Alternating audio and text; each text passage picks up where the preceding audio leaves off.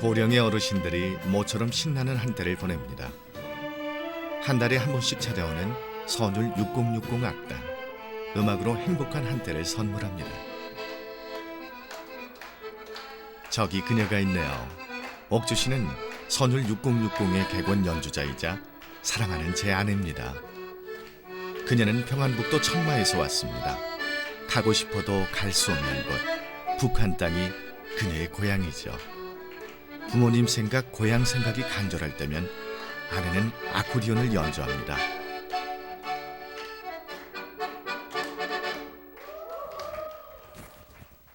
옥조 씨가 공연을 하는 동안 저 홍예진은 일터에 있습니다. 저에게는 이 산이 삶의 터전입니다. 차가운 바람과 맞서 엔진톱을 들고 온종일 산을 누비는 벌목일을 하고 있습니다. 이런 맛으로 산에 일하고 그러죠. 다 근심 걱정이 없어요. 산에서 이러고 일하면서 내가 또 나무 속아주고 나 잘 크게끔 해주면 또 보람도 있고 후손들한테 이러고 물려준다는 그런 생각도 자부심도 있고 나무 저 고사목도 펴주고 잘 크게끔 해주면 마음도 뿌듯하고. 북한의 처녀와 남한의 총각이 만나 부부가 된 지 10년. 외로운 사람들이 만나 하나가 됐고 우리들은 세상에서 가장 따뜻한 둥지를 엮어가고 있습니다.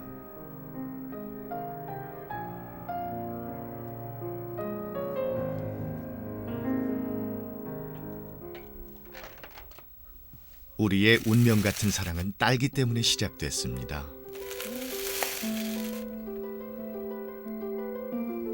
한겨울에 집 앞에 놓인 딸기는 하늘이 내린 선물 같았다나요?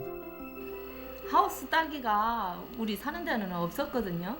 없고 지금도 없고 내려와갖고 그때가 2월달 초쯤 되는데 딸기를 가져오시는데 한 3번을 가져오셨어요. 그래가지고 저는 그 정말 크고 이렇게 탐스러운 딸기를 눈 속에서 이렇게 눈 그덩이에서 아마 파갖고 이제 따왔는가 보다 이렇게 생각을 했어요. 그래가지고 이제 엄동소란에 가서 손도 얼마나 시릴까 그걸 눈 속에 파헤치고 딸기를 그 따온 정성에. 사실 그 딸기는 제가 마트에서 산 딸기입니다. 첫눈에 반한 아내의 마음을 어떻게든 사로잡고 싶었거든요. 마음에 든게 그랬죠 뭐. 꽃이나 그랬어요. 그렇지. 그냥 그 다른 생각 안 하고 그냥 갖다 먹으라고 갖다 줬어요. 그냥 아무 조건 없이. 북한에서 엄동설안의 딸기를 구한다는 건 동화책이나 나오는 일이었다고 합니다. 진짜 그 효자스러운 정성에 감동됐고 정말 그 마음이 나한테 야 복이 왔구나 뭐 천사가 따로 없네 나한테 참 이렇게 고생 끝에 낙이 온다고 아마 천사가 날라온가 보다 이렇게 또 생각을 가지게 됐어요. 그렇게 해서 아내는 2002년 눈부신 5월의 신부가 됐고 39의 저는 마침내 노총각 딱지를 뗐습니다. 광주시 광산구 지산동 우리들의 보금자리입니다. 30년가량을 북한에서 살던 처녀는 남한에 시집오니 모르는 것 투성이었습니다. 요리하는 방식도 북한과 남한은 천양지차. 남편과 자식을 위해 요리 학원을 다니며 하나하나 배워나갔습니다. 평안북도 찬라에서 살던 옥조 씨는 지난 2001년 여름 남동생과 함께 압록강을 건넜습니다. 먹을 것이 없어 온 가족이 영양실조에 시달렸고 부모님마저 돌아가신 직후였습니다. 그녀는 살기 위해 강을 건너야 했습니다. 그 기적이라고 말할 수밖에 없습니다. 저는 그때도 수영도 별로 잘 못했고 그 몸 상태를 봤을 때는 진짜 영양실조 걸려가지고 물에 떠서 이렇게 힘을 내 가지고 물에 떠 있는 것만 해도 큰 상당한 그 시기였습니다. 근데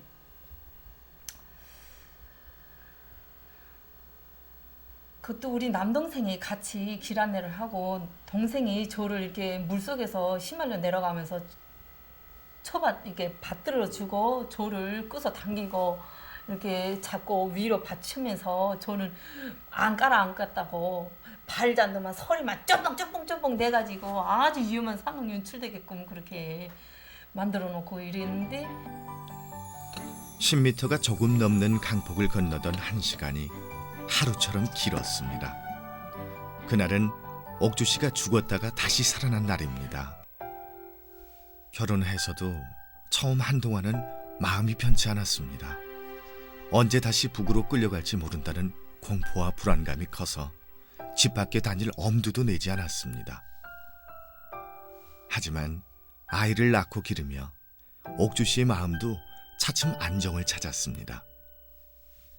힘들 때 그녀에게 위로가 돼준 건 바로 아코디언입니다. 북한에선 손풍금이라고 하죠.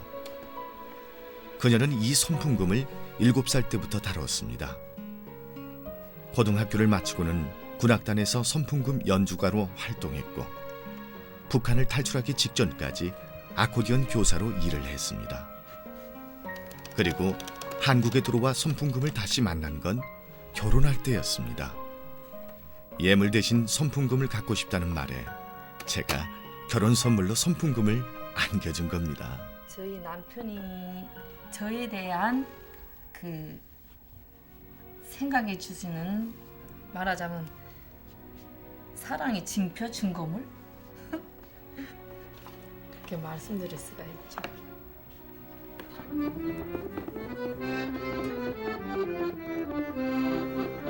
한국에 들어와서도 손풍금은 기쁠 때나 슬플 때나 그녀가 의지한 동무였습니다.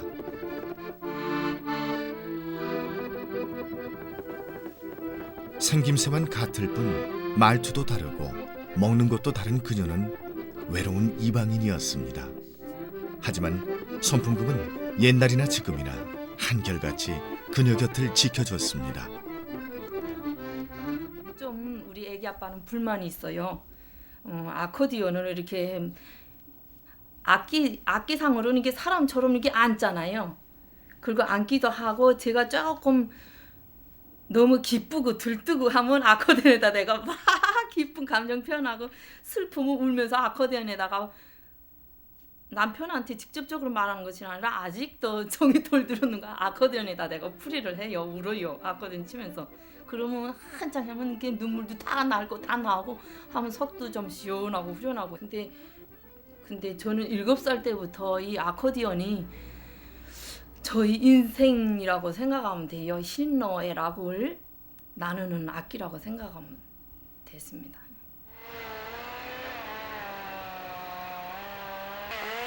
사실 질투는 했지만 손풍금을 치는 아내를 보면 저도 행복했습니다.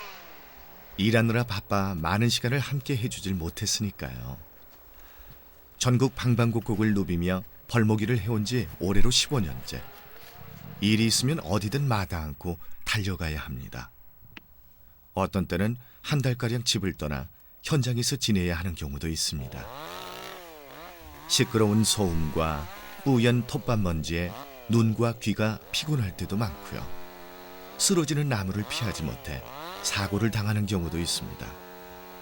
그 때문에 아내가 이 일을 말리기도 했지만 땀 흘리는 만큼 정직한 대가를 안겨주는 이 일이 참 좋습니다. 네, 처음에 막 나무에 맞고 다치고 그러니까 위험하고 그러죠.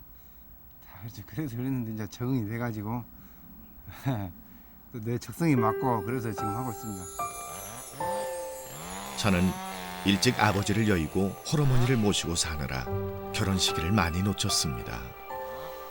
그런데 지금의 아내를 만나면서 그녀가 어머니도 모실 수 있다는 말에 큰 감동을 받았고 결혼을 결심했습니다. 아내는 시집와 8년간 병든 어머니를 모시고 살 만큼 효심이 지극했습니다. 그러죠. 새벽 뭐 4시, 5시에 나서 밥 해놓고 참 그동안 고맙죠. 밥 해주고 도시락 싸주고 산이라 밥을 못 먹기 때문에 산에 서니까 항상 그러게 하고 있습니다. 고맙죠. 오늘은 병원에서 연주가 있습니다. 어머니 우리 박수 칩시다. 잉? 시작. 하고 그렇지. 새해 건강하십시오. 복 많이 받으십시오.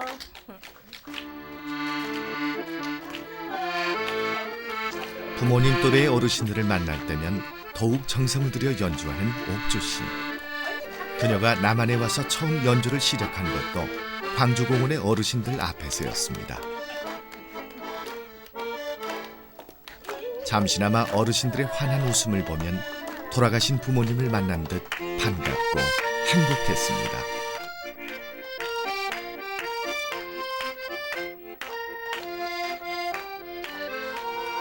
처음 손풍금을 가르쳐준 사람도 그녀의 아버지였고 아버지는 그녀의 연주 소리를 그렇게 좋아하셨다고 합니다.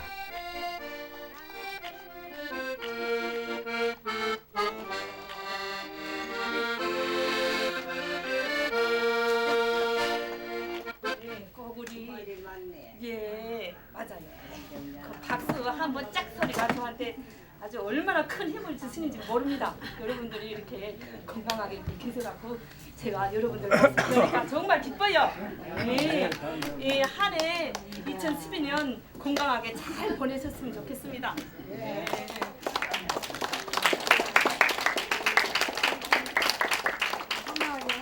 어머니 건강하시고 식사 잘하세요. 다음에 꼭 찾아뵐게요. 연주를 통해 위로를 받는 쪽은 어르신들이나 옥조시나 네 한 가지입니다. 박수 인사 따고 가겠습니다. 저는 이렇게 인사드립니다. 감사합니다. 여러분들 또 뵙겠습니다. 네, 기다려 주십시오. 한편으로는 또 기쁘기도 하고 짠합니다.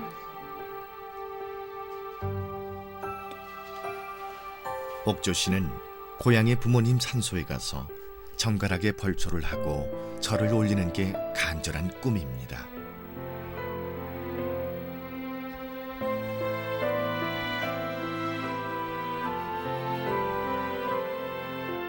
제가 그냥 그 이북에 묻어놓고 오신 우리 부모님들 생각할 때마다 이렇게 이른 봉사라도 안 하면 저는 아마 속이 골마 터졌을 겁니다. 근데 이분들이 이렇게 웃음으로 해서 제가 위로도 받고 한결 마음이 천겹 만겹 된 것이 한 겹씩 벗겨져 나가는 가벼운 마음 느낄 수가 있어요.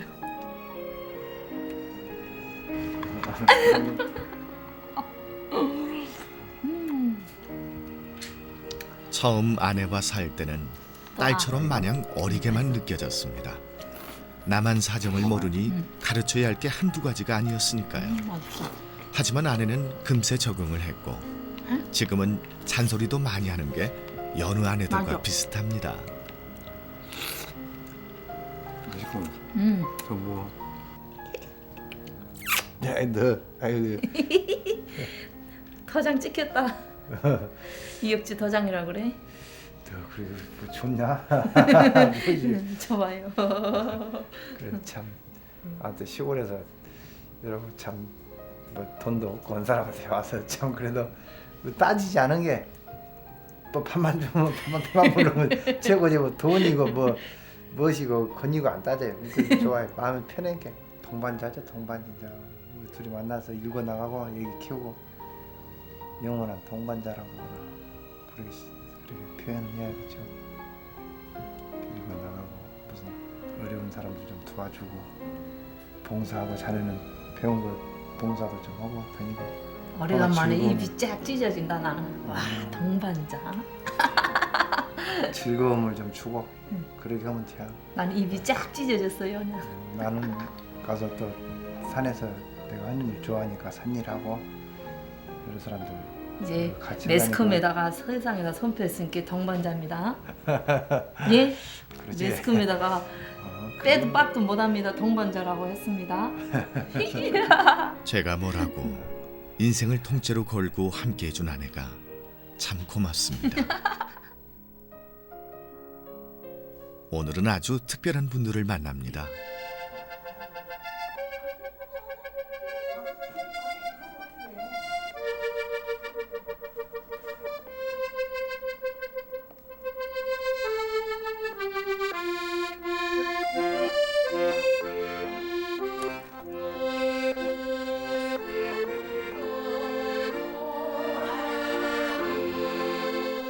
북한에서는 고향의 봄이 동요가 아닌 성인들이 즐겨 부르는 노래라고 합니다.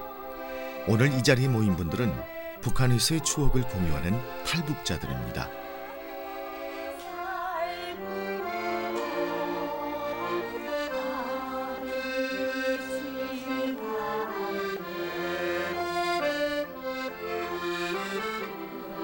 처음 본 사이에 어색했던 기류도 잠시, 지난 시절 기억들을 떠올리는 노래 한 자락에 금세 이들은 하나가 됩니다.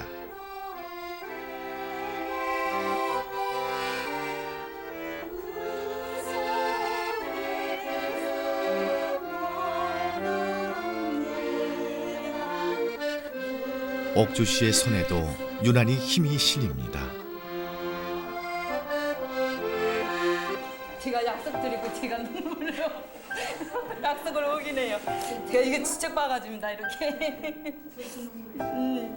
저 이럴 줄 알았습니다. 이상하고 봤어요. 제가 꼭 이런 신년 축제에 새터미 한마당 이런데 와서 이제 고향에 봄 빼놓지 않아요.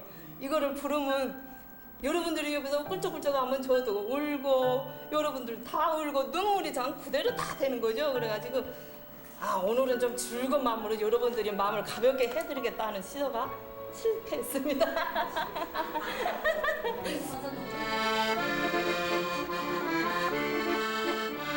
가고 싶어도 갈 수 없는 고향.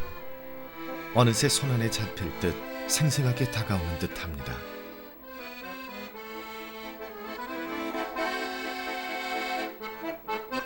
가자.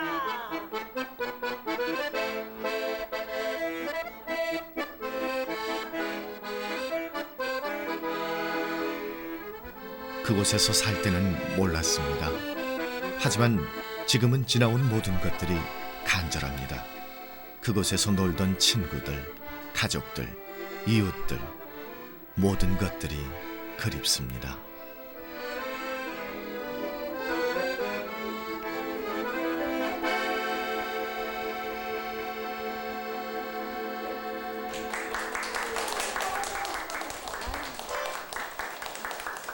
잠깐이라도 고향에 갔다 오셨나요? 네. 그린 친지들과 만나서 해퍼도 나눴어요? 네. 저는 이것으로서 아주 마냥 행복합니다. 제가 노리는 게 아니라 원하는 게 이거였거든요. 저는 비록 저기 위에 있던 양부모님 다 돌아가시고 없어요. 친척이 아예 없어요. 그 제가 여기 혼자 와 있어갖고 북한에 이제 통일 길이 금방 뜰 거 아닙니까? 여러분들도 어때요? 직감이 나죠? 그런 것 같아요. 예감이라는 게 무섭거든요. 저 가서 만나뵐 분이 없어요. 근데 여러분들을 만나보면서 해프를 나눠야죠. 안 그래요? 평양으로 와요. 평양으로 와요? 요즘엔 텔레비에서 평양이 자꾸 나오니까. 네, 저도 꿈꿨다니까요. 맞아. 평양이 북한에도 자꾸 나오고 나오니까. 친지들 만난 거 어렸을 때 그곳이 또 이렇게 생각하면서리 더 그리워져요. 그곳이 가고 싶은 막 그런. 저도 왜 그러냐면 우리 아버님도 돌아가셨는데 자꾸 엄마보다도 아빠가 꿈에 나타나거든요. 아빠가 왜 그렇게 보고 싶은가요? 이상해요. 자꾸 일 좀 안 해야 되는데 이거 때라서 그런가? 장소에 가보지 않았거든. 그건 아니야. 보고 싶어서 아빠가 저를 더 이렇게 애지중지했어요. 금이야 오기야 들었거든요. 그게 계속 생각이 나서 아빠가 진짜 보고 싶은 거예요. 막 아빠 따라서 가고 싶은 생각도 드는 거예요. 그 생각 들면 안 되지요. 그거 산 사람이 나쁜 생각이죠. 그래요. 저 마음 고쳐먹고 아주 쾌활하게 아주 긍정적인 마음으로 밝게 살아갈 겁니다. 여러분들 뵙고. 그래야지. 기어코 저기에서는 가볼 것이다. 그러지요. 이제 몇 년 안으로 가볼 거예요? 예.